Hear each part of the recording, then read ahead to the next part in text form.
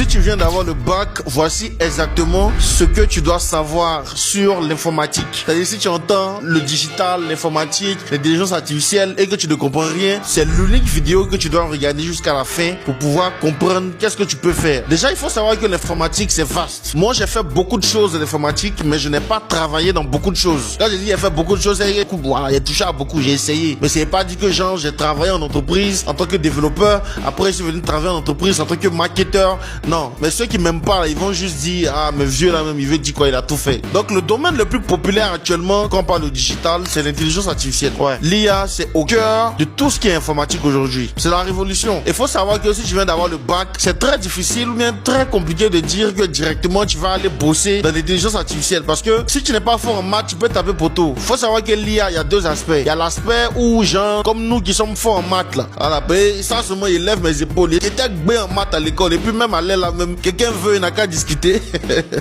Voilà, donc ceux qui étaient forts en maths ou ceux qui sont toujours forts, il y a l'aspect machine learning. C'est-à-dire l'ensemble des technologies qui permettront à l'ordinateur de pouvoir apprendre de lui-même. Et ça, franchement, c'est beaucoup de probabilités, c'est beaucoup de calculs, c'est beaucoup de statistiques. Donc, ouais, là, c'est costaud. Si tu as fait un bac A et que tu n'es pas trop calé en maths, je te conseille pas de faire ça directement. Voilà. L'IA, cet aspect-là, c'est vraiment un peu dosé. Maintenant, il y a l'autre aspect aussi de l'intelligence artificielle où même sans les mathématiques, tu peux t'en sortir. C'est-à-dire savoir utiliser les logiciels qui sont faits à base de l'IA. Par exemple, quand on parle de ChatGPT, pour maîtriser ChatGPT aujourd'hui, tu n'as pas besoin de mathématiques. Pour maîtriser Claude, tu n'as pas besoin de mathématiques. Mais si tu veux concevoir le logiciel qui est derrière Claude, c'est-à-dire le logiciel qui te permet de répondre quand tu écris à Claude ou bien à ChatGPT, là, il faut connaître mathématiques. Et c'est pas si tu vois la nuance. C'est comme si tu veux rouler voiture. Tu as besoin de comprendre juste comment rouler la voiture, mais tu n'as pas besoin de savoir comment est-ce qu'on fabrique un moteur. Si tu veux fabriquer un moteur, là, il y a mathématiques dedans. Mais si tu veux apprendre à quelqu'un comment conduire, pas besoin de maths. C'est la même chose. Donc, il y a des universités ici en Côte d'Ivoire qui font quand même de belles formations en IA. Tu peux